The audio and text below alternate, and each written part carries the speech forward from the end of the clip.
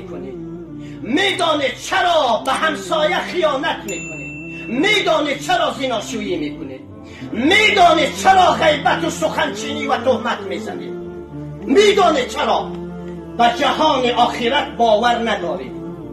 شما اگر به جهان آخرت باور داشته باشید، شما زنا نمیکنید، شما آدم نمیفروشید، شما آدم ربایی نمیکنید، شما دوستی نمیکنید، شما خیانت نمیکنید، شما به جهان آخرت ایمان ندارید. شما از من میترسید و من از اون میترسم. ما از خدا نمیترسیم. از این لحاظ گناه است در جامعه. از این لحاظ در جامعه گناه عزیزان دل دارد جوش میزند. ظهر الفساد فی البر والبحر بما کسبت ایدی الناس.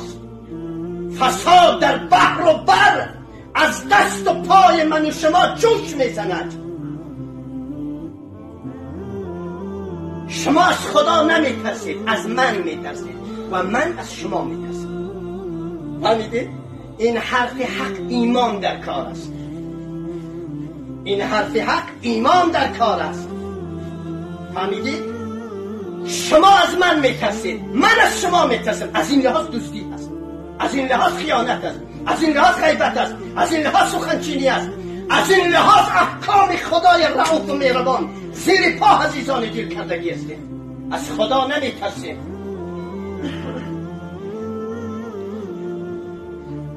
از خدا بترسید. اون کسانی که شما را تحریک میکنند، فلانی شما را فروخت، فلانی شما را فروخت، چقدر انسانی ساده، فلانی شما را فروخت، بابا آدرس شما فلانی با نمرت فلان است، نمرت فلان، این فلان. این تکار بفرما، از خدا بترس.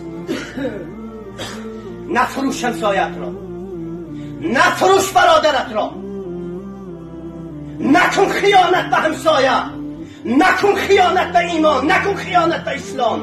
از خدا عزیزی دلم بترس. خدا شما را نظارت دارد، نظارگر شما خدای رؤوف و مهربان. بترسید از اون روزی که به سکرات مرگ گرفتار میشید. همون انسانی که شما برادرت را میفروشی شانه از تو خالی میکند، میگد و پس سر من تو به برادرت خیانت کردی، تو به همسایت خیانت کردی، تو به دوستت خیانت کردی.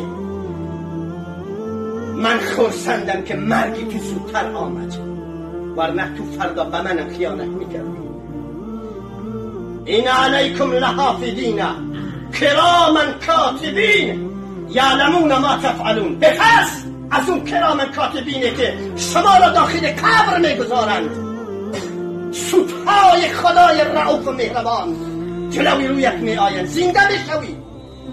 پرونده فروشی تو را میکشند، باز میکنند. خیانت توی که به همسایه کردی، به برادر کردی، باز میکنند، میخوانند در جلوی رویت. اون زمان را شما به یاد نمیاری؟ شما از من میترسید که سود هستم؟ از من میترسید که شما را گم میکنم؟ از اون سودهای خدا نمیترسید؟ اون سودهای خدایی که در قبر تنها هستید. پارتی بازی نیست، شناس بازی نیست، پول دادن و خریدن نیست عزیزان دل. همه اینها رفتگی هستید. نزد اون سودهای خدا چی جواب دارید؟ چه پاسخ دارید؟ چه جواب داره؟ چه پاسخ داره؟ بترسید از اون روز، بترسید از اون روزی که جایگاه شما در قبر است.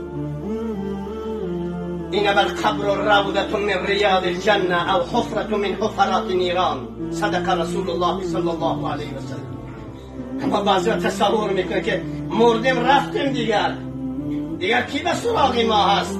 کجا دیگر زنده میشه؟ نخیر، پیامبر خدا رهبر دینی فرموده است اینما القبر روضة من ریاض الجنه او حفرة من حفرات نیران. آره، قبر یا باغی از باغهای بهشت یا سیاه چال از سیاه چالهای جهنم است. یعنی چی؟ اونجا از دهان خالی نیست. یا در جهان بهشت هستی یا در جهان دوزخ هستی. اون یه دنیای دیگر است. ظاهرش قبر است، ظاهرش گودال است، ظاهرش حفر است، ظاهرش جسد را اونجا میگذارن و بر سر و کلش سنگ خاک میریزن، اما حقیقتش اون یا دنیای بهشتی تو هست یا دنیای دوزخی تو هست، بستگی به اعمال تو هست. بهشتی باشید دنیای بهشت شما شروع شد، دوزخی باشید دنیای جهنم شما عزیزانی بیرون آغاز می شود. وقتم تمام شد، عمر دارد تمام می شود. مولوی تعبیر می کند وقت تمام شد، عمر دارد تمام می شود. عقربه ساعت گردش دارد و می گوید که عمرت دارد نزدیک می شود به من حضرت اسرائیل علیه السلام. عمر شما دارد نزدیک می شود به ملاقات خدای رؤوف و مهربان. از این لحاظ عزیزان دل توبه بکنید، استغفار بکنید. وقتی صلح و آشتی با خدای رؤوف و مهربان است. بیشتر کسانی که در این قرنها به ملاقات خدای رؤوف و مهربان رهسپار میشن جوانان هستند. شما جوانان باید بیشتر توبه بکنید، استغفار بکنید. الشباب شعبة من الجنون. شما به مثل دیوانه هستید. من نگفتم پیامبر خدا است. جوانی یک شاخه از دیوانگی است. خون شما در گردش است، خون شما بجوش است. برای چی؟ شهوات نفسانی و شهوات عقلانی شما میگوید بسیار فرصت طلایی برای زیناشویی.